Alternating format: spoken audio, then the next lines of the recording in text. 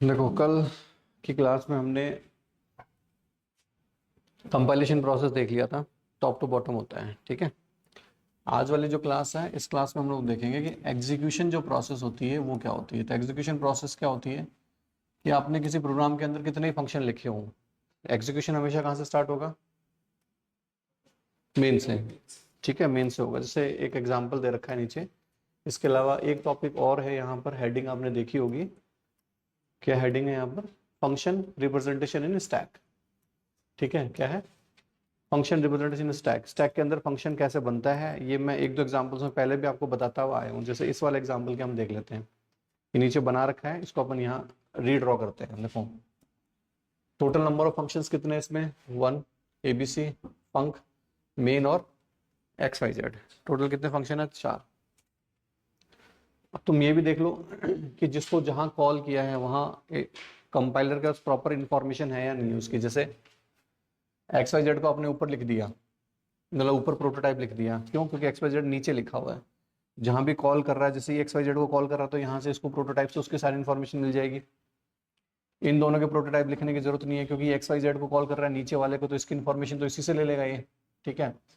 पंक किसी को कॉल नहीं कर रहा, मेन है वो एक्स वाई जेड को कॉल कर रहा है, एबीसी को कॉल कर रहा है, तो एक्स वाई जेड की इन्फॉर्मेशन यहाँ से उठाएगा, एबीसी की इन्फॉर्मेशन यहाँ से उठा लेगा। ठीक है। तो वैसे कोई दिक्कत नहीं है इस प्रोग्राम के अंदर। अब चलेगा कैसे, बनेगा कैसे? सबसे पहले कंट्रोल कहाँ आएगा? मेन के अंदर। सबसे पहले यहां पर क्या हुआ?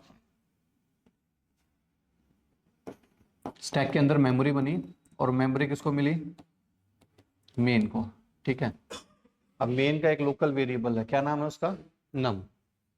तो मेन का एक वेरिएबल बना नम, और नम के अंदर कितना गया? 30। मेन ने कॉल किसको किया? एक्स वाई जेड को।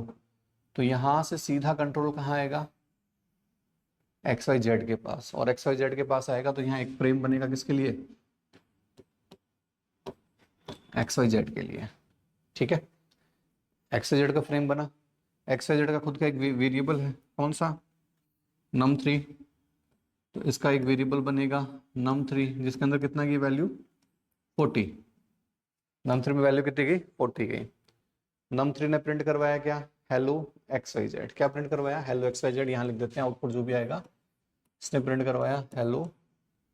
ठीक है, दिख नहीं रहा हो, इधर लिख देते हैं, सेकंड टाइम चलेगा तो भी। ठीक है, ये लिखा हुआ ना यहाँ पे, इसी को टिक कर लेते हैं। क्या है? Hello X Y Z print करवा देगा। ठीक है। अब यहां से इसने किसको कॉल किया? ये इसने तो क्या प्रिंट करवाया है? ये। अब इसने किसको कॉल किया? फंक को। सीधा कहाँ कॉल, कहाँ जाएगा जंप करके? इधर। फंक को कॉल किया तो यहाँ क्या बनेगा? फंक।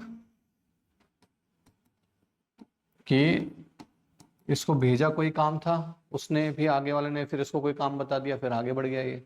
ठीक है। अब फंक के पास आया। फंक के पास क्या वेरिएबल पड़ा हुआ है? num2। इसमें कितना पड़ा हुआ है? 20। 20 आया, इसने प्रिंट करवाया क्या? हेलो फंक। क्या कुछ स्टेटमेंट है चलने के लिए यहाँ पे? नहीं है, खत्म हो गए ना सारे। ये भी बन गया, ये भी चल गया। अब कुछ है नहीं, कुछ है नहीं, तो ये मेमोरी में लौट के उस जगह पर आएगा जिसने इसको कॉल किया था। इसको कॉल किसने किया था? एक्स वाई जेड ने कॉल किया था यहाँ से। ठीक है। अब जैसे ये लौट कर आया, इसको मेमोरी से क्या कर दिया जाएगा? हटा दिया जाएगा, डिलीट कर दिया गया। डिलीट करने के बाद क्या एक्स वाई जेड का कुछ और है करने के लिए? नहीं, ये लास्ट स्टेटमेंट था इसका, कुछ भी नहीं है करने के लिए। तो ये लौट के किसके पास आएगा? उसको जिसने इसको कॉल किया था। इसको किसने कॉल किया था? मेन ने। तो इसको भी मेमोरी से रिलीज कर दिया जाएगा, यानी num2 और num3 दोनों मेमोरी से हटा दिए गए हैं। ठीक है। और फंक और एक्स वाई जेड जैसे हटे, वो चले गए साथ के साथ में इसके। अब क्या होगा?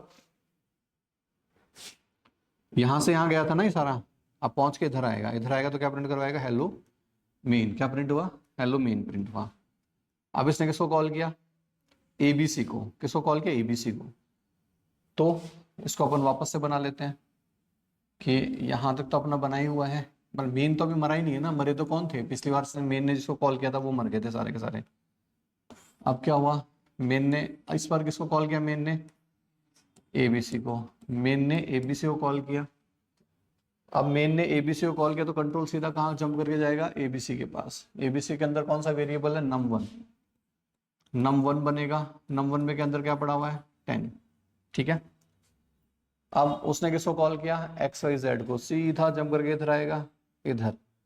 अब जो फ्रेम बनेगा वो किसके लिए बनेगा, एक्स वाई जेड के लिए। एक्स वाई जेड में क्या वेरिएबल है, num4, जिसमें num3, जिसमें क्या पड़ा हुआ है 40।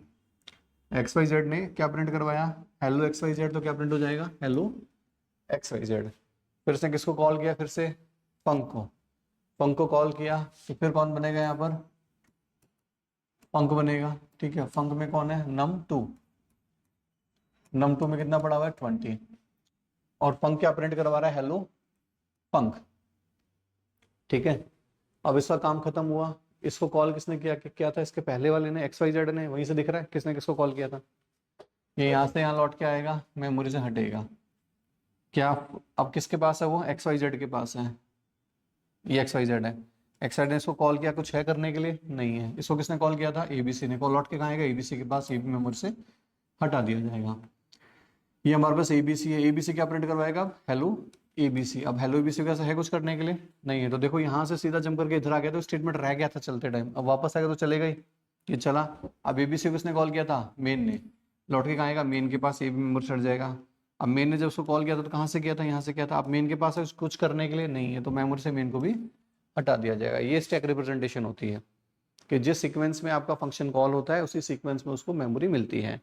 और जैसे जैसे फंक्शन कॉल होता जाएगा वैसे वैसे उसके वेरिएबल्स को भी मेमोरी मिलती जाएगी, और जैसे जैसे वो फंक्शन मेमोरी से डीएलोकेट होगा, इसको अपन अलोकेशन और डीएलोकेशन बोलते हैं। मेमोरी मिलना मतलब अलोकेशन, मेमोरी हटना मतलब डीएलोकेशन। तो जैसे ही कोई भी फंक्शन कॉल होगा मेमोरी बनेगी, मेमोरी बनेगी तो उसके लोकल वेरिएबल को भी मेमोरी मिल जाएगी, लोकल वेरिएबल जो उसके अंदर डिक्लेयर किया गया है। ठीक है, और जैसे ही वो मेमोरी से हटते क्या होगा, उसको मेमोरी हट जाएगी वहां से। ठीक है, तो इस तरीके से काम करता है इसका पूरा मैकेनिज्म। क्लियर है, ठीक है, चलो आगे बढ़ते हैं। हट जाने के बाद वो फंक्शन नहीं, उस फंक्शन के बारे में कंपाइलर को कुछ वो मेमोरी से हट गया मतलब वो वेरिएबल एग्जिस्ट ही नहीं कर रहा है मेमोरी में, उसके वेरिएबल भी नहीं है, वो फंक्शन भी नहीं है, वो फंक्शन में नहीं है, दोबारा कॉल करेंगे उसके तो दोबारा बनेगा, नया बनेगा, फिर से वो वेरिएबल भी फिर से बनेगा। फंक्शन। हाँ, दोबारा से पूरा काम करेगा, पूरी फिर से उसको नए सिरे से मेमोरीज लोकेट होंगी, सब कुछ नया सिरे से होगा, उसको पुराने वाले से कोई नाता ही नहीं है, उसको भूल जाता है वो। ठीक है, ये इसका एक्सप्लेनेशन है जो बताया हुआ है सारा। अब फंक्शन जो है रिटर्न टाइप और पैरामीटर के बिहाफ पर चार तरीके के होते हैं हमारे पास। कितने तरीके के, चार तरीके के। तो देखो इनके बारे में अपन डिस्कस कर लेते हैं पहले।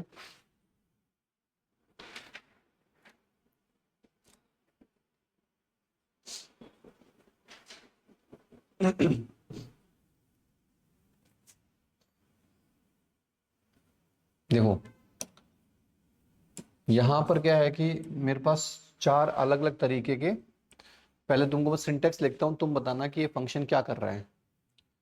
मेरे पास एक फंक्शन है, मैंने लिखा है यहां पर void void add, इतना लिख के छोड़ दिया। एक मैंने लिखा है यहां पर void add int x int y int y। एक मैंने लिखा int add,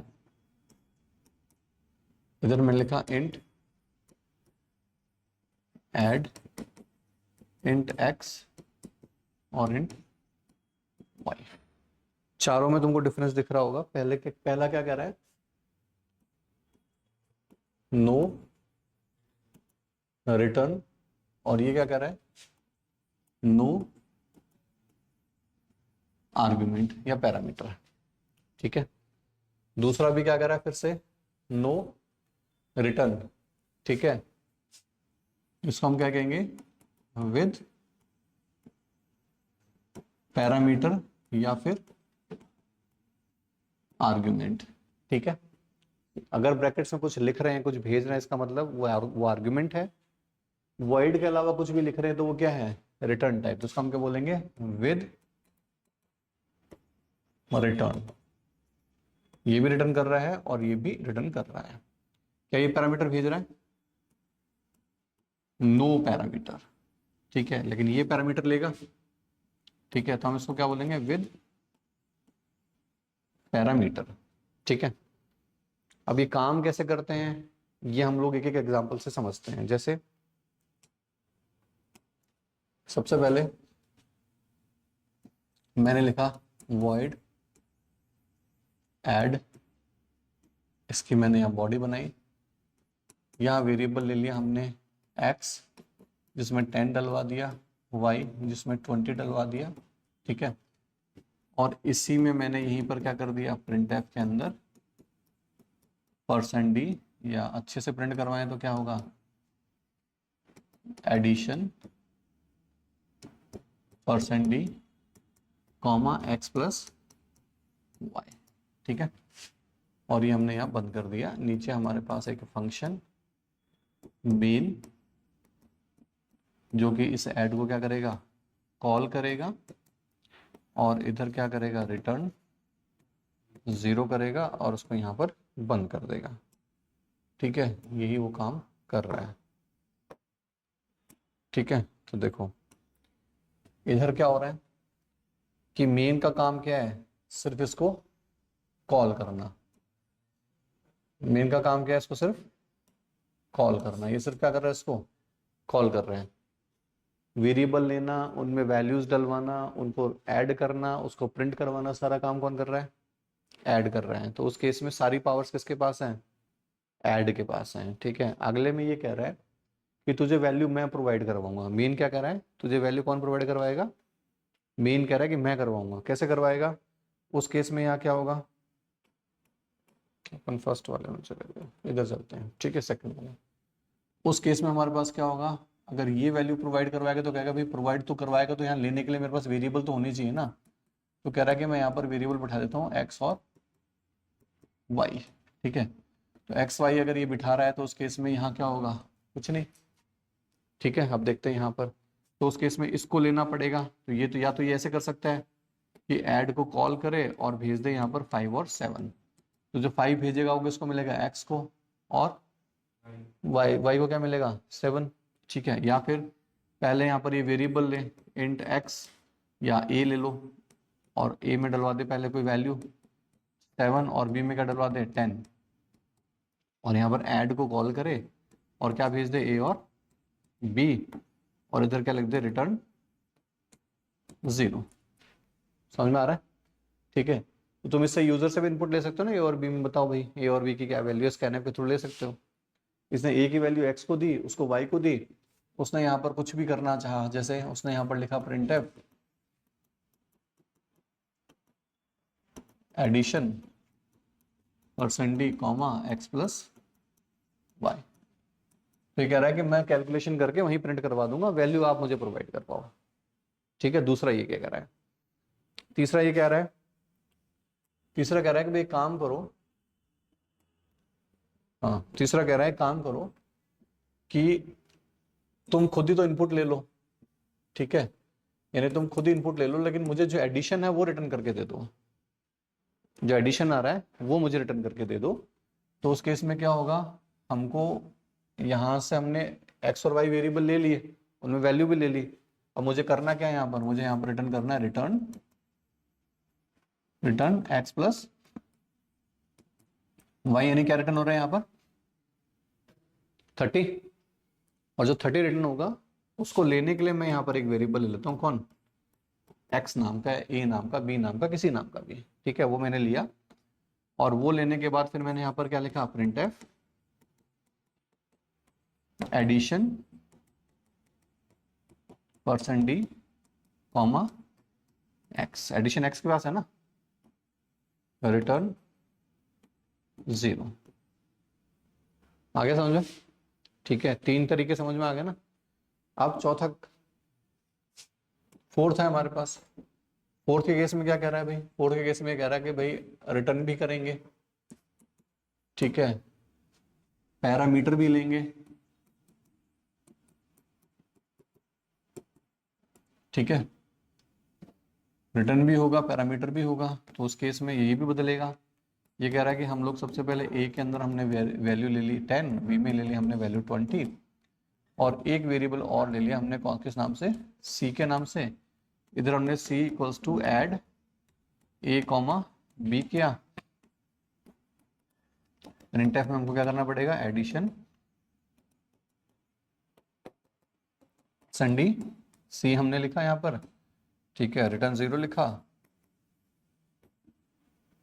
ठीक है, इसको हमने यहाँ पर बंद कर दिया, ठीक है। और यहाँ हमने सिर्फ क्या लिखा, रिटर्न x प्लस वाई। अब क्या करेगा, ये सिर्फ ऐड करेगा और ऐड करके लौटा देगा। तो यूजर को, यानी इस फंक्शन को वैल्यूज भी यही प्रोवाइड करवा रहा है, बदले में जो भी ऑपरेशन करके परफॉर्म यही, ये वापस रिटर्न भी कर रहा है। सबसे ज्यादा यूज में लेने वाला यही फंक्शन है, ठीक है, कि आप किसी फंक्शन को कॉल करते टाइम कुछ प्रोवाइड करवा रहे हो और वो उसके ऊपर प्रोसेस करके आपको रिटर्न करके दे रहा है, ठीक है, समझ में आ रहा है। तो ये 4 हमारे पास है टोटल।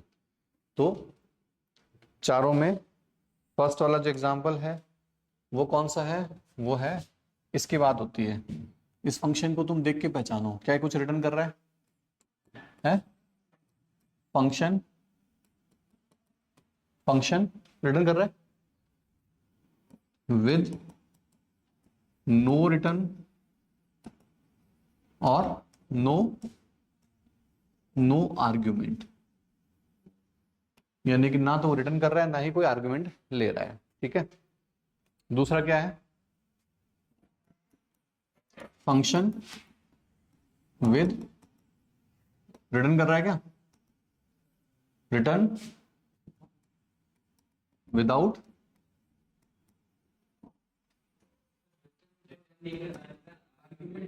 आर्ग्यूमेंट कर रहा है, ठीक है। तो चेंज करते हैं, क्या कह रहा है, function without return with argument, ठीक है। चौथा क्या है, function with return without argument, ठीक है। और लास्ट क्या है, function with return with argument, ठीक है। चारों समझ में आ गए, ठीक है, अलग-अलग यूज के अकॉर्डिंग करना अलग-अलग नीड के अकॉर्डिंग है, नीड के अकॉर्डिंग है, कि जैसे आपको लगता है कि किसी फंक्शन में आपको कुछ नहीं देना, सिर्फ उसको कॉल करना है, सीधा कॉल कर लो। अगर आपको लगता है कि किसी फंक्शन को सिर्फ इनपुट देना है तो इनपुट दे दो। आपको लगता है कि फंक्शन इनपुट भी ले रहा है, बदले में आपको कुछ देगा भी, कुछ देने के लिए आपको यहाँ रख भी दो, कोई बिठा दो यहाँ पर, जो रिटर्न होगा वो यहाँ रिसीव कर लेगा, ठीक है। तो ये नीड के अकॉर्डिंग आपको पूरा ध्यान रखना है, ठीक है। चलो, तो ये सारा है, इसका जो एक्सप्लेनेशन है वो एक्सप्लेनेशन यहाँ पर दे दिया है, ठीक है। नहीं, वेब की नहीं होगा, ठीक है, ये पढ़ लेना, इसमें एग्जाम्पल थोड़ा सा अलग दे रखा है तो तुमको और चीज़ें माइंड में तुम्हारे आ जाएंगी, ठीक है। कल अपन देखेंगे रिकर्जन फंक्शन देखेंगे, तो रिकर्जन फंक्शन क्या होते हैं, इसके अलावा बीच में कुछ और अगर रह गया हो तो वो भी हम देख लेंगे, शायद रहा तो नहीं होगा लेकिन फिर भी देखते हैं, हाँ ठीक है, रिकर्जन फंक्शन देखेंगे, ठीक है। और कुछ और भी होगा, कुछ और चीज़ें बताने की होंगी तो मैं कल बताऊंगा आपको, है ना, ठीक है।